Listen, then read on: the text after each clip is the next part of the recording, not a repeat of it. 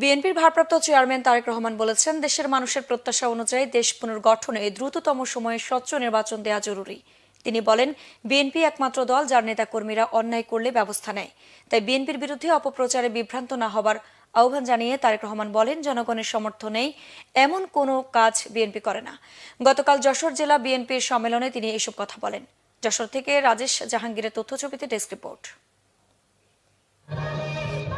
দীর্ঘ ১৬ বছর পর যশোর ঈদগাহ মাঠে জেলা বিএনপির সম্মেলন, নেতাকর্মীদের মাঝে উৎসবের আমেজ। সম্মেলনের উদ্বোধন করেন বিএনপি চেয়ারপারসনের উপদেষ্টা আমানুল্লাহ আমান।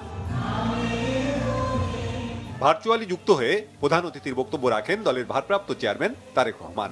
বলেন, বিএনপির মূল লক্ষ্য বাংলাদেশ ও দেশের জনগণ, দেশের মানুষের ভাগ্যের পরিবর্তন। দলের নেতাকর্মীদের অপরাধের সমালোচনার জবাব দেন তিনি। জানান, দলের অবস্থান থেকে সরে গিয়ে যারা অন্যায় করছে তাদের বিরুদ্ধে শাস্তিমূলক ব্যবস্থা নেওয়া হয়েছে। এ দৃষ্টান্ত একমাত্র বিএনপি প্রতিষ্ঠা করেছে। আমরা কোনো অন্যায়কারীকে প্রশ্রয় দিতে চাই না।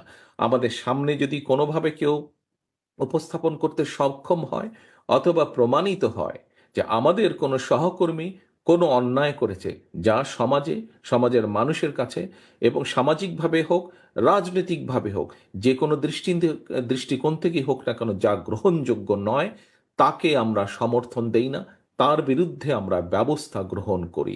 এটি অন্য রাজনৈতিক দলের সাথে বাংলাদেশ জাতীয়তাবাদী দলের পার্থক্য। কাজেই বিএনপির অমুক লোক এটা করেছে, তমুক লোক এটা করেছে, দয়া করে এসব কথা বলে বিভ্রান্ত করার চেষ্টা করবেন না।